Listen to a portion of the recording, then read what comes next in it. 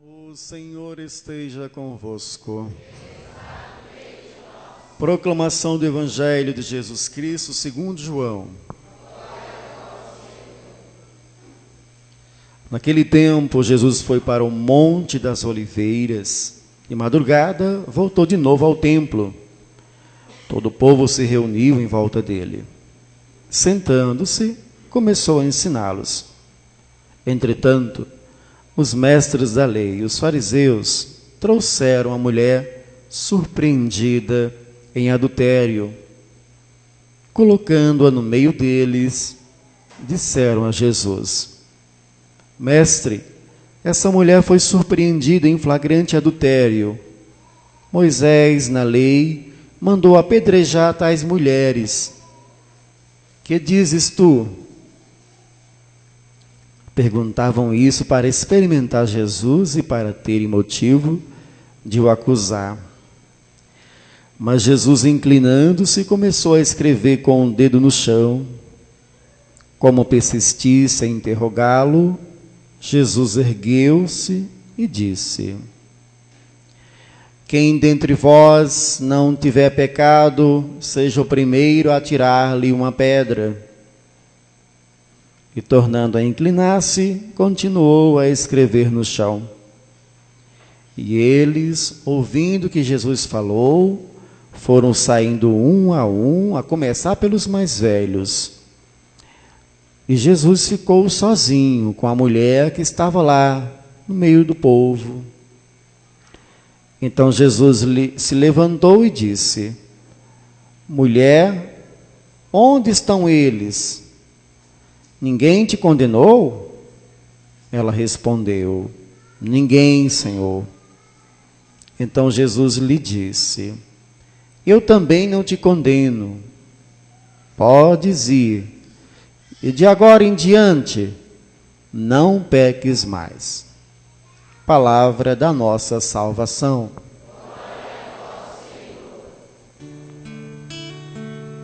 Podemos sentar. Amém, pessoal?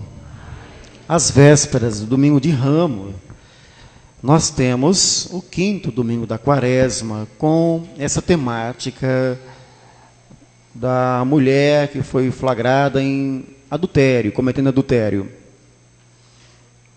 Do Evangelho de João, capítulo 8 de João, que é ali lançada, não é? Aos pés do Senhor Jesus. Bom, para fundamentar essa acusação, os escribas e fariseus, eles retomam uma lei do passado.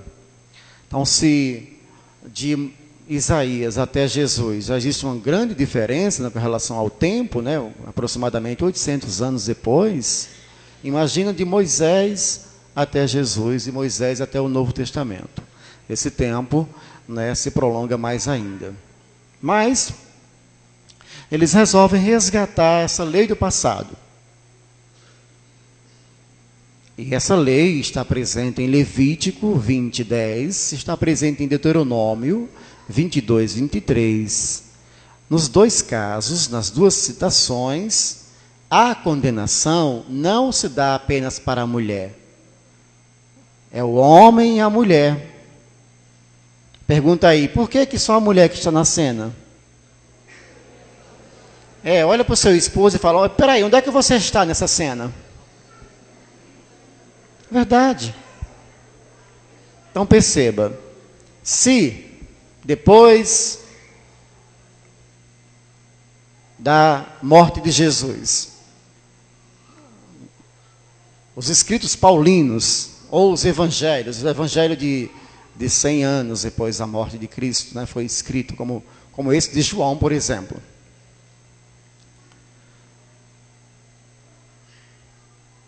Ainda não se faz presente o valor da mulher na sociedade. A mulher ainda, nas cartas de São Paulo, ainda é um ser que não tem o seu direito, não tem o seu lugar dentro do templo, na sociedade. Então, por isso que essa mulher vai aparecer sozinha aí nessa cena. O homem já se safava, né, da sua safadeza, né? Então ela, coitada, vai é condenada sozinha. Mas Levítico e Deuteronômio condenam os dois, hein? Fala assim, o homem e a mulher devem ser mortos. O homem e a mulher. E também lá, no tempo de Moisés, no Antigo Testamento, o que acontecia? Não havia essa distinção entre ser pecador e morte, ser condenado à morte. Uma coisa eles olhavam na mesma ótica. Para eles, o pecador era alguém que tinha que morrer, que já estava dentro da morte. Então, não fazia essa separação. Se tivesse uma pessoa próxima à morte por enfermidades, por exemplo, e se tivesse alguém pecando, para eles a mesma coisa. Não se separava esses dois termos.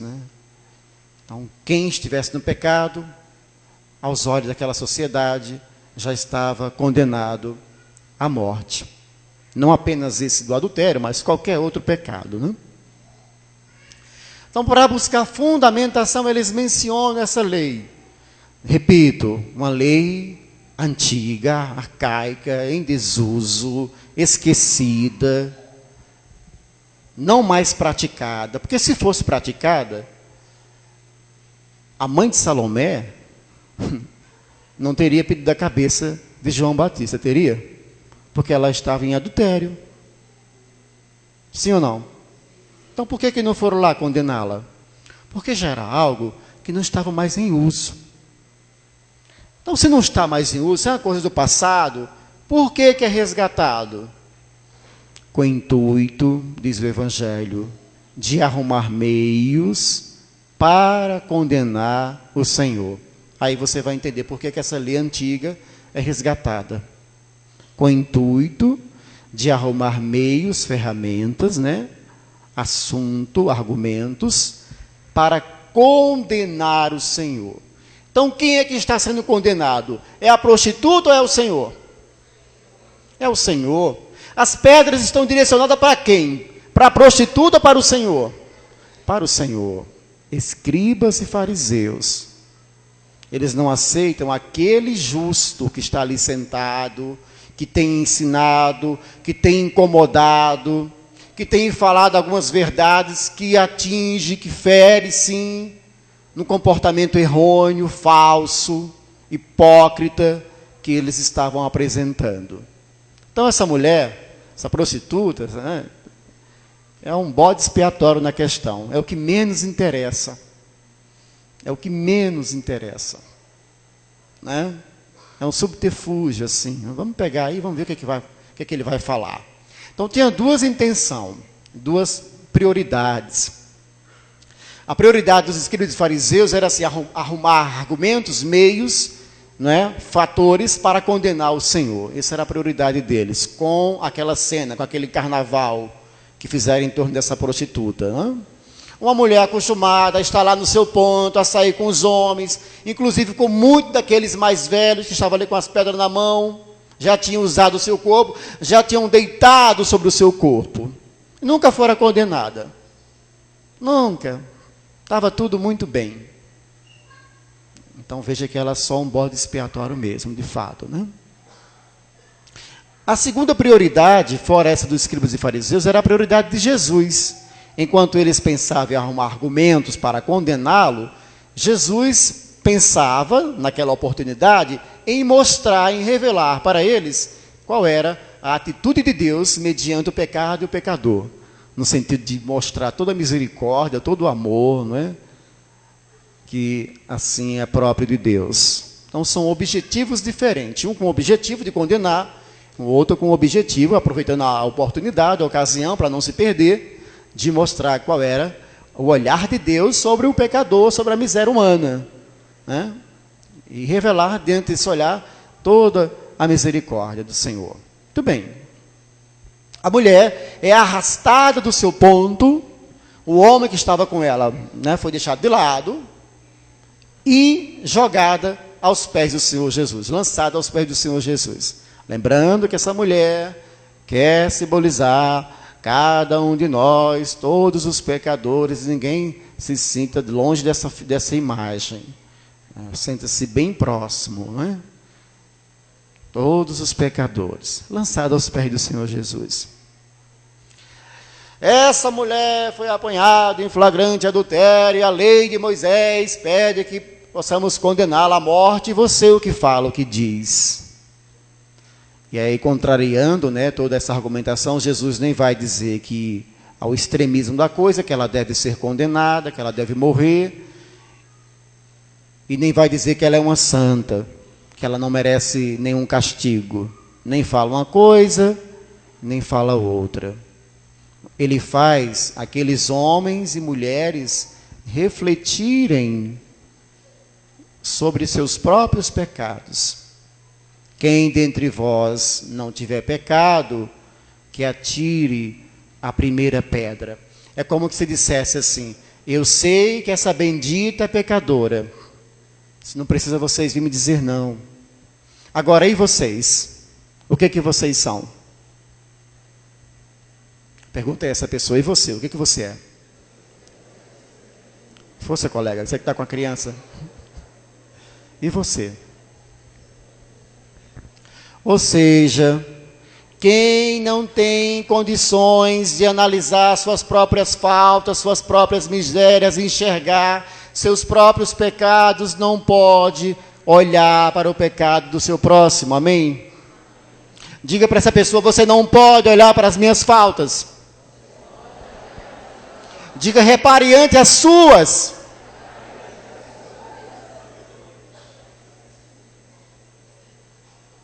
Lembra dessa pergunta do Senhor Jesus? Tudo bem, ela é pecadora. E você é o quê? O que você é? Você está tentando me dizer que você não tem pecado? É isso que você está tentando me dizer? Que você não tem pecado? Então a minha presença aqui é para quê? Eu vim para quê? Se você não tem pecado, não tem sentido a presença de Jesus no meio de nós. Pronto, sem falar que sim e sem falar que não, que condena ou que não condena, fazendo essa autorreflexão, cada uma daquelas pessoas baixaram a cabeça, aí sim voltaram para si, pensaram em suas misérias, né? Muitos daqueles senhores devem ter pensado: poxa vida, quantas vezes, né, eu já saí com essa mulher e com outras, não é verdade? Quantas vezes já traí minha esposa? Ah, não, eu realmente não era para estar com essa pedra na mão. E nós somos assim mesmo, viu, gente? Nós vamos juntando pedras em nossas mãos para, na primeira oportunidade, lançarmos contra o nosso irmão.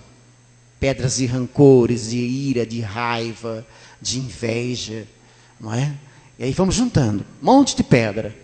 Quando o irmão oferece a oportunidade, em alguma fraqueza, já estamos preparados para lançar essa pedra, para condenar o irmão, para aprontar as suas misérias, as suas fraquezas, sem fazer nenhuma autoanálise de si mesmo, de suas misérias. Entenda uma coisa: não é você que se converte a Deus, é Deus que se converte a você. Não foi você que subiu, foi Ele que desceu. E por que Ele desceu? Porque Ele quer te salvar, porque Ele quer te conceder a vida, porque para Ele a lei não está acima da sua misericórdia, do seu amor. Por isso que Ele desceu. Santo Agostinho vai dizer assim, olha, que analisando essa passagem, ele vai dizer assim: ao final, todos foram embora, sobrando apenas a miséria e a misericórdia, Jesus e a pecadora. E Santo Agostinho vai dizer também: o mundo está cheio dessa miséria, mas o mundo também está repleto da misericórdia de Deus. E aí a gente lembra Ezequiel 33:11, onde ele vai dizer assim: eu não quero a morte do pecador, mas o meu desejo é que o pecador se converta e viva. Lógico que Jesus não ia aprovar a eliminação daquela pecadora. Lógico que Jesus sabia quem de fato aqueles homens estavam querendo atingir: a Ele, ao Filho de Deus.